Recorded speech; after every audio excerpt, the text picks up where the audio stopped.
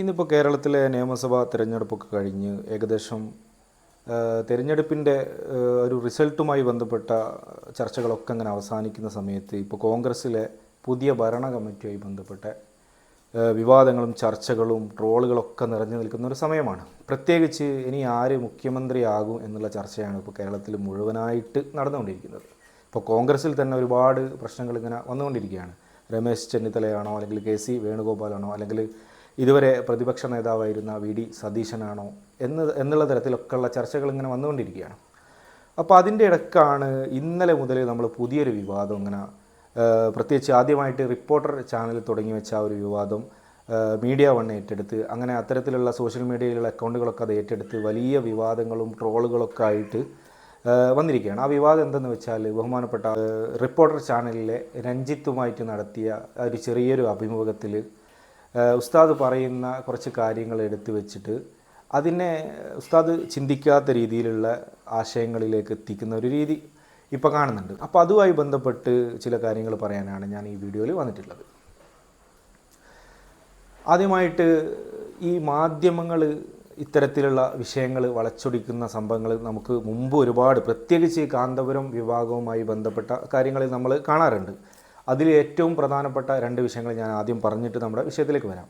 നമുക്കറിയാം, ഒരു 10 വർഷങ്ങൾക്ക് മുമ്പേ മണ്ണാർക്കാടിൽ ഷംസുദ്ദീനെ തോൽപ്പിക്കണമെന്ന് കാന്തപുരം ഉസ്താദ് ആഹ്വാനം ചെയ്തു എന്ന് പറഞ്ഞ് ആദ്യമായിട്ട് ഇത്തരത്തിലുള്ളൊരു വാർത്ത പുറത്തുവിട്ടത് മീഡിയ വണ്ണായിരുന്നു. ശരിക്കും ഉസ്താദ് അവർകൾ പറഞ്ഞത് ഉസ്താദിൻ്റെ 2 ശിഷ്യന്മാരെ അതിക്രൂരമായിട്ട് വെട്ടിക്കൊലപ്പെടുത്തിയ ആളുകളുള്ള, അല്ലെങ്കിൽ ആ വിഷയത്തിലേക്ക് ഞാനിപ്പോൾ കടക്കുന്നില്ല, പക്ഷേ അത്തരത്തിലുള്ള ആളുകൾക്ക് നമ്മൾ വോട്ട് ചെയ്യേണ്ട, അഥവാ നമ്മൾ അത്തരത്തിലുള്ള ആളുകൾക്ക് വോട്ട് ചെയ്യേണ്ട എന്ന് ഉസ്താദ് പറഞ്ഞ സമയത്ത് അതിനെ വളച്ചൊടിച്ചുകൊണ്ട് മീഡിയ വൺ ആദ്യമായിട്ട് കാന്തപുരം ഷംസുദ്ദീനെ തോൽപ്പിക്കണം എന്ന് പറഞ്ഞുകൊണ്ട് ഒരു വാർത്ത പുറത്തുവിട്ട്, അങ്ങനെ അതിൻ്റെ പിൻബലത്തിൽ മറ്റുള്ള വാർത്താമാധ്യമങ്ങളൊക്കെ അത് ഏറ്റെടുക്കുകയും വളരെ വിവാദമാകുകയൊക്കെ ചെയ്തൊരു സംഭവം അറിയാം. ശരിക്കും ഉസ്താദ് അങ്ങനെയല്ല പറഞ്ഞത്. ഉസ്താദ് പറഞ്ഞത് നമ്മളെ കുട്ടികളെ കൊന്ന ആളുകൾക്ക് നമ്മൾ വോട്ട് ചെയ്യേണ്ട, അത് സ്വാഭാവികമായിട്ടും ഒരു ഉസ്താദ് അല്ലെങ്കിൽ ഒരു നേതാവ് പറയുന്ന ഒരു പ്രസ്താവനയാണ്. അതിനെ ആ തരത്തിൽ കാണാതെ അത് വളച്ചൊടിക്കുന്ന രീതി നമ്മൾ കണ്ടിട്ടുണ്ട്.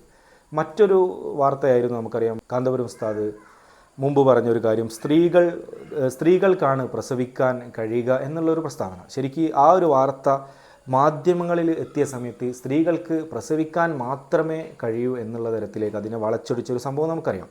ഇത്തരത്തിൽ നമ്മൾ ചിന്തിക്കാത്ത, അല്ലെങ്കിൽ നേതാക്കൾ ചിന്തിക്കാത്ത കാര്യങ്ങൾ പറയുന്ന ഒരു രീതി മുൻപേ ഉണ്ട്. അത്തരത്തിൽ തന്നെ വളച്ചൊടിക്കപ്പെട്ട ഒരു വാർത്തയായിരുന്നു ഇന്നലെ മുതൽ നമ്മൾ സോഷ്യൽ മീഡിയയിൽ കാണാൻ കഴിഞ്ഞ ആ ഒരു വാർത്ത.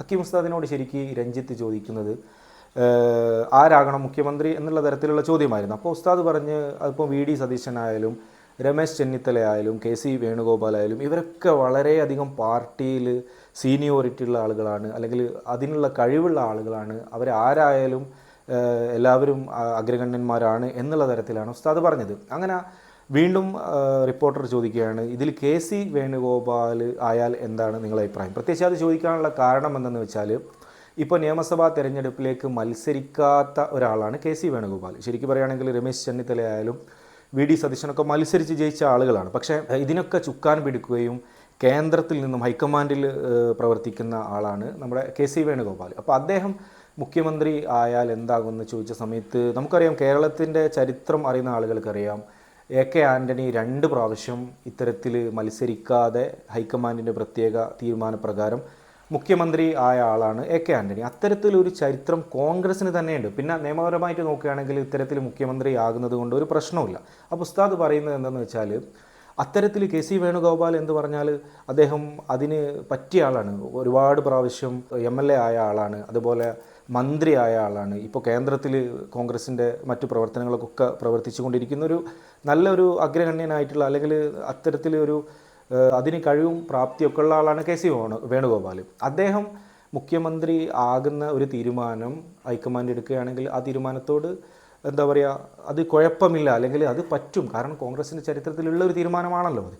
അത്തരത്തിലുള്ള ഒരു മറുപടി ഉസ്താദ് പറയുകയും പിന്നെ അങ്ങോട്ട് നടന്നത് എന്ന് വെച്ചാൽ വളരെ കളവിൻ്റെ ഒരു മാലപ്പടക്കം തന്നെയാണ്. ഈ പ്രത്യേകിച്ച് റിപ്പോർട്ടർ ചാനലിലെ രഞ്ജിത്ത് തുടങ്ങി വെക്കുകയും പിന്നെ അത് പ്രത്യേകിച്ച് അത് ഏറ്റുപിടിച്ചത് മീഡിയ വണ്ണാണ്. നമുക്കറിയാം, മീഡിയ വണ്ണ് ഇത്തരത്തിലുള്ള കുത്തിത്തിരിപ്പുകൾ മുമ്പേ നമ്മളെ മുമ്പിലേക്ക് എത്തിക്കുന്നൊരു വാർത്താ ചാനലാണ്. അപ്പോൾ രഞ്ജിത്തിൻ്റെ ശരിക്കും രഞ്ജിത്ത് അവസാനം പറഞ്ഞു വെക്കുന്നത് ഇനി ഈ KC വേണുഗോപാൽ മുഖ്യമന്ത്രിയാകണം എന്ന് AP സമസ്ത അവരുടെ അഭിപ്രായം എന്ന നിലക്ക് ഹൈക്കമാൻഡിന് മെയിൽ അയച്ചിട്ടുണ്ടാകാം എന്നുള്ളൊരു പ്രസ്താവന വെച്ചാണ് അവർ പറയുന്നത്. ഉണ്ടാകാം എന്നാണ് പറയുന്നത്. നമുക്ക് ശ്രദ്ധിച്ച് കേട്ടാൽ അത് മനസ്സിലാകും. പക്ഷേ പിന്നെ അത് വാർത്താ മാധ്യമങ്ങളിലേക്ക് എത്തുന്ന സമയത്ത് അവരങ്ങ് തീരുമാനിക്കുകയാണ്. AP സമസ്ത ഹൈക്കമാൻഡിന് KC വേണുഗോപാൽ പക്ഷത്ത് നിന്നുകൊണ്ട് AP സമസ്ത മെയിൽ അയച്ചിട്ടുണ്ട്. AP സമസ്തയുടെ നിലപാട് KCക്കൊപ്പമാണ് എന്ന തരത്തിൽ വാർത്തകളങ്ങ് പടച്ചു വിടുകയും മാധ്യമധർമ്മത്തിൻ്റെ ഏറ്റവും വലിയ മോശം കാഴ്ചക്കാരായിട്ട് നമ്മളൊക്കെ അങ്ങനെ നിൽക്കുകയാണ്. കാരണം ഇത്തരത്തിലുള്ള ഒരാൾ ചിന്തിക്കുക പോലും ചെയ്യാത്ത തരത്തിൽ അവരോട് അത്തരത്തിലൊരു വിവാദ ആൻസർ അവരെ അടുത്തു നിന്ന് കിട്ടണം എന്ന തലത്തിൽ ചോദ്യങ്ങൾ ചോദിക്കുകയും മുമ്പൊക്കെ ഒരുപാട് നമ്മൾ കണ്ടതാണ്. ഇത്തരത്തിലുള്ളൊരു വാർത്തയാണ് ഈ ഒരു വിഷയം. ഹക്കീം ഉസ്താദ് പറയുന്ന കാര്യം നമുക്കൊക്കെ വ്യക്തമായിട്ടറിയാം. നമുക്കൊക്കെ അറിയാം കാന്തപുരം വിഭാഗത്തിനെ സംബന്ധിച്ചിടത്തോളം അവർക്ക് പ്രത്യേക രാഷ്ട്രീയ പാർട്ടിയോട് വിധേയത്വമോ അല്ലെങ്കിൽ അവരോട് സപ്പോർട്ടോ ഒന്നും കാണിക്കാത്ത ആളുകളാണ്. അവർ പ്രത്യേകിച്ച് ഈ ഒരു കേരള രാഷ്ട്രീയത്തിൽ അവരുടേതായ പങ്ക് എപ്പോഴും നമുക്ക് കാണാൻ കഴിയുന്നതുമാണ്. ഇപ്പോൾ തന്നെ നമുക്കറിയാം മുസ്ലിം ലീഗിലുള്ള ഒരുപാട് PK ഫിറോസ്, നവാസ് അതുപോലുള്ള ഒരുപാട് നേതാക്കൾ ഈ ജയിച്ച സമയത്തും ബഹുമാനപ്പെട്ട കാന്തപുരം ഉസ്താദിനെ പോയി സന്ദർശിച്ച് ഉസ്താദിൻ്റെ അനുഗ്രഹം വാങ്ങിയിട്ടാണ് അവർ മറ്റു പ്രവൃത്തിയിലേക്കൊക്കെ കടക്കുന്നത്. അതൊക്കെ അവരുടെ ഒരു മാന്യതയുടെ ഭാഗമാണ്. ഇത്തരത്തിൽ കുത്തിത്തിരിപ്പ് ചിന്തിക്കുന്ന ആളുകൾക്ക് അതിലൊക്കെ ഒരുപാട് നെഗറ്റീവ് കാണാൻ കഴിയും. അപ്പോൾ ഹക്കീം ഉസ്താദ് പറഞ്ഞൊരു വിഷയം എന്തെന്ന് വെച്ചാൽ ഈ 3 പേരും കൃത്യമായിട്ട് രാഷ്ട്രീയ ഭൂതകാലമുള്ളവരാണ്. അവർക്ക് മുഖ്യമന്ത്രിയാകാനുള്ള എല്ലാവിധ അവകാശങ്ങളും കഴിവുകളും ഉള്ള ആളുകളാണ്. പ്രത്യേകിച്ച് KCയെ മുഖ്യമന്ത്രിയാക്കിയാൽ അതൊരു തെറ്റായ കാര്യമൊന്നുമല്ല. ഇത് കോൺഗ്രസിൻ്റെ ഭൂതകാലം നോക്കിയാൽ മനസ്സിലാകും ഇത്തരത്തിലുണ്ട്. അതുകൊണ്ട് ഈ ഉസ്താദ് പറഞ്ഞ ഇത്തരത്തിലുള്ള ഒരു വ്യക്തമായൊരു പ്രസ്താവനയെ